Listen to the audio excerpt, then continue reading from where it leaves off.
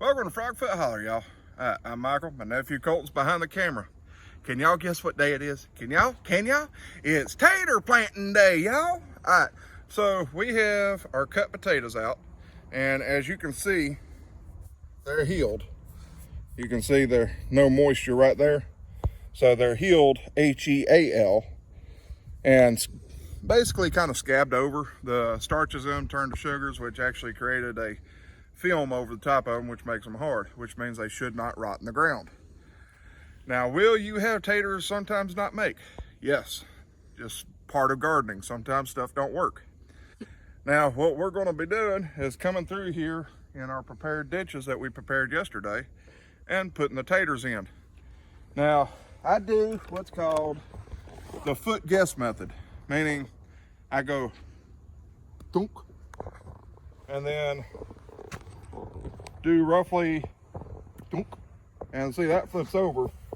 So when it flips over, you just have to flip it back just like that. So I'm doing about 7-8 inches right there in between. And the reason why I call it my foot guess method is because of the fact that I throw it down, guess about where I want it, stick my foot in the ditch and put it where I need it. So I call it my foot guess method. And why are they not wanting to flip? Dadgummit it. So you always want to make sure your eyes are pointed up. Remember, always you want your potatoes looking up at the sky. I think I'm gonna make my nephew come back and write these. So just like that, just like that, just like that, just like that. See, that's about a hand width in between. So that's about 7-8 inches right there. I'm gonna make my nephew come back and write these. Look at that, come on now. Seriously. There we go. That one's almost right. Ooh, I lost a tater, y'all. Tater escapee.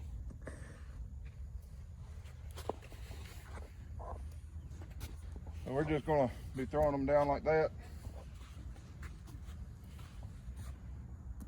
Oops, there's another one. There's another one.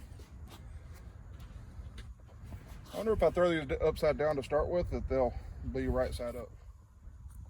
Nope. Come on. Alright, so we're going to stop that row right there. I want to leave enough space for the plant to grow and have plenty of room to grow. So we're going to stop right there. Me and my nephew are going to come back and, well, correct the ones that flipped over on me here. And then we're going to come back and get all these in. Y'all enjoy, and I'll catch up with you here in just a second. Alright, so what you want to make sure you're doing, like I said, was to skin side down.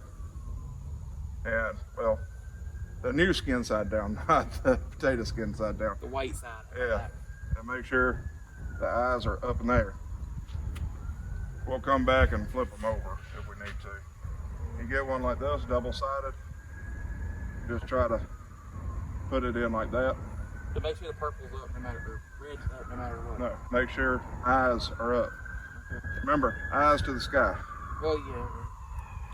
About 8 inches or hand. About like that. Yep. So where's the next one need to go? Good out of mine now. There you go. Alright. If it gets a little closer, a little farther, I'm assuming it's not that big a deal. Yeah. As long as it's not like that. Or it's over there versus there. If they're a little closer than what you want them, that's fine too. Just not too much closer. Because that's kind of pushing it. Seriously? I haven't had an issue yet. Yeah. Keep it up, you're going to be planting all the taters next year by yourself. Oop, that was right. That one just fell out my hand. one like try not like that, but then try like that. Eyes up. So like that. Like that. Yep.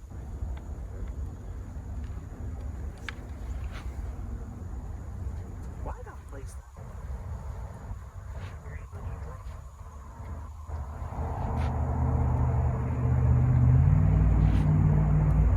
Remember, the most important thing is eyes up. Oh. Finally had one that. I'm gonna go break that one. I done cracked it all the other ones. I might as well break that one.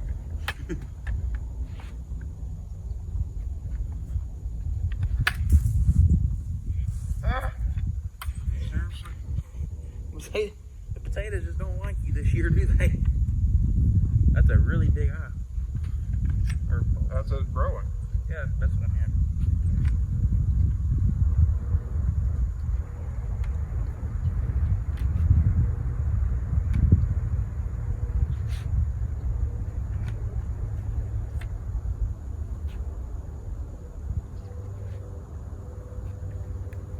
I'm assuming a double-sided one is easier just to place it down.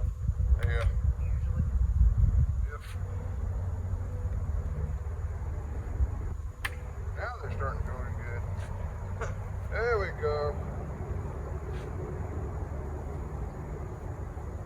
Oh, you just jinxed it. I did.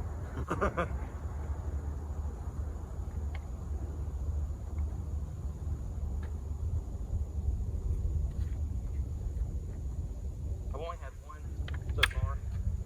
One. Yeah. Or two, sorry. I had a small one and a big one. Keep it up, you're going to be planting on potatoes.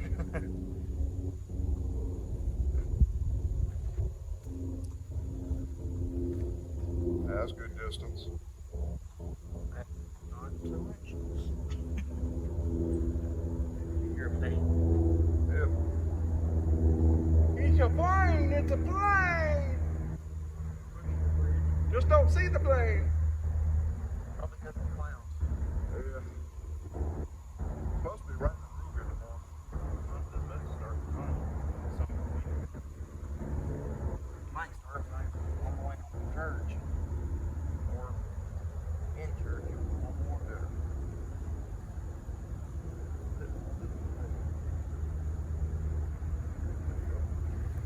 Alrighty. That's what I got left. Yep. Of course, I think mine's a little bit smaller than yours.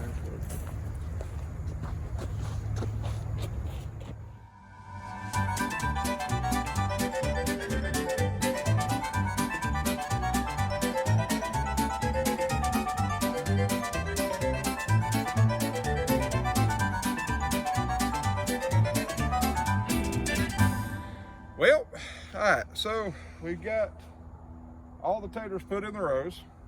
We've got them right side up.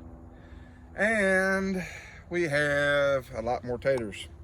I have no clue what I'm gonna do with. I had an idea for a few taters left over.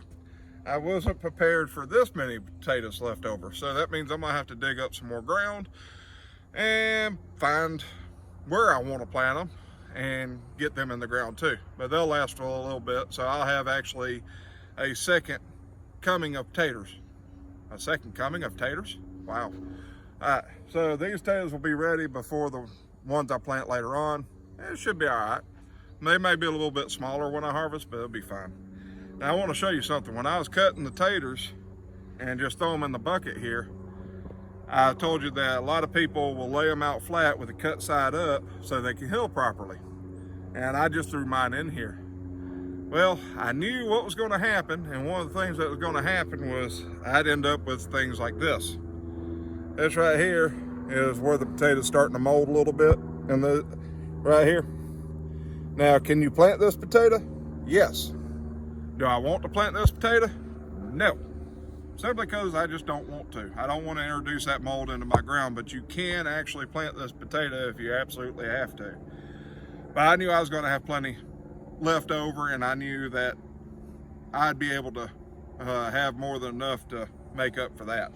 So we're going to throw that out there. And we're going to take this hoe right here and we're going to cover up the row. All right, so when we're covering up the row, I want about 6 or 7 inches of dirt on top. So I'm going to pull some right here and push. Pull, push, pull, push, pull, push. See? It's as easy as that.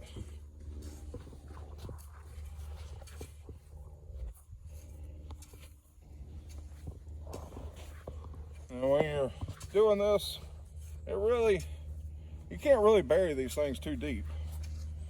But when you come back, you'll actually be putting more dirt on them later on, also known as hilling, H-I-L-L-I-N-G. And what that does is potatoes grow, their roots will grow from here and down, but the actual tubers or the potatoes that you're going to be digging up grow above this. So you need to make sure the dirt's high enough for the potatoes to stay under cover. Because if they start coming out the ground, they become green and not good anymore. So you always want to make sure you have plenty of dirt on top of your potatoes.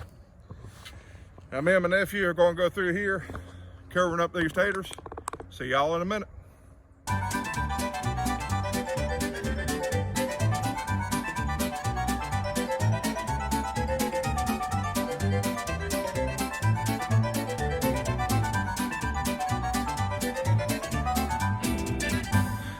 My taters in the ground. I got my taters in the ground. Oh yeah, boom shakalaka boom. Okay, so here's the thing.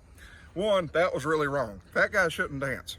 Two, we went back and we covered up our taters. And as y'all can see, no more taters. They're all gone. So we actually packed the dirt after we pulled the dirt over the top. And reason being is because don't want air pockets around the potatoes. Air pockets can cause the potato rot, so when you pack it, the dirt goes around the potato and makes a good seal. So we pack the dirt. Second thing, you notice I'm not putting any water on the garden. Reason being is because of the rain. We got more rain coming in tomorrow. Or actually starts tonight and goes until, I think Friday morning, I think it is. Anyway, which way, we got plenty of rain to water these beds, and I ain't gonna add no extra water. Now as these beds grow, or the potatoes grow in the beds, if you notice the beds are kind of squared off right now with a lot of dirt on the sides. And what I'll be doing is as they grow, I'll be hilling the potatoes, which means that as the potato plant grows, I'll take the dirt and cover the plant up, which makes it go through more dirt, and then I'll come back and do it again. And depending, I may do it 3 times. Reason why I do that is because you have the initial seed potato right here. Oh, wrong hand. Seed potato's right here. That's the seed potato. Seed potato grows right here, and the roots go down, and all your taters grow above that. So the more dirt you have, or more hay, some people use hay. I did it last year, didn't really like it. So I use dirt. So all your taters grow above your seed potato. So the more you have around it, the better it looks. Or not looks, but the better potatoes you get. So I'll be taking these taters, or taking this dirt around the taters, and they'll go flat, and then it'll be looking like this. So you'll actually have hills instead of flat edges. Now side dressing, that's a whole different story. When do you side dress? Well, me personally, I'll take, and when I see that first bloom on the potato, or the potato plants, and I'm not talking about when it actually flowers, I'm talking about when I see the bloom itself, I'll come in with some 19-19-19 and some Epsom salts, and I'll side dress. And what I'll do is I'll take a cup and about 2 to 4 inches away from the base of the plant, I'll put that side dressing of fertilizer down, work it into the soil, and what that does is give that extra boost that the plant needs of nutrients. So it can produce really good taters, or a lot of them, or bigger ones, or just hopefully a lot of taters. So as y'all can see, we're pretty much done with this right here. Our next project is actually sweet peas. Now, I want to get the sweet peas in the ground. That's really going to be another video. And I got a little too many things to do today. Y'all want to see something? Y'all come here and take a look at this. All right, so my chickens were attacked last night by an owl, or at least I'm assuming it was an owl, because whatever it was did this right here and this right here. So it did its job. The chickens are fine, no problems with the chickens, but I now have a problem with the roof, and I got to order a replacement roof. So that's going to take a couple of days to get in. Now, what do you do in the meantime? Chicken wire. So we're going to run some chicken wire over the top right here and over the top right here and attach it, at least for the time being, just to make sure that they're safe. I don't want no more owls trying to get my chickens. Now, I know some of y'all out there are sitting there going, so why did the owl try to get your chickens? Well, somebody, let's say, with not all the smarts in the world, forgot to shut the coop last night. And the chickens were sitting on top, and evidently the owl saw them. So I forgot to shut the chickens up, and now I have to pay the consequences. So we're going to get this chicken wire up on top, and we'll let you see what it looks like afterwards if it works. All right, y'all. The wind is starting to blow. Y'all probably hear it during the video some, but it's getting colder. I'm gonna have to put a sweatshirt on here in a minute. I wanted to show you this. So we took this chicken wire, ran it from one side to the other side, zip tied it to the cage, and there's nothing holding it up top, but I really don't think I have to worry about that too much. Chicken wire ain't gonna catch the wind and flip over, but it's covering this hole. And over here, the really big hole, we did the same thing, ran it from one side to the other side, and as y'all can see, it's covering that hole right nicely. So this is what you would call a Southern engineering project success. This will hold for the time being until I can get that new roof in, and hopefully it won't take too long. But I ain't worried about any owls or anything else getting in through the top now. Well, I wanted to say I appreciate you, Les. Giving me a shout out earlier, Les of Lone Star Pioneering. Appreciate that very much. And I got to go plant some sweet peas. Hopefully y'all get to be able to see that one in a day or two. And either which way, I gotta get a jacket on or a sweatshirt. It's cold out here, y'all. All right, this has been Michael with Frogfoot Holler. Y'all have a froggy day.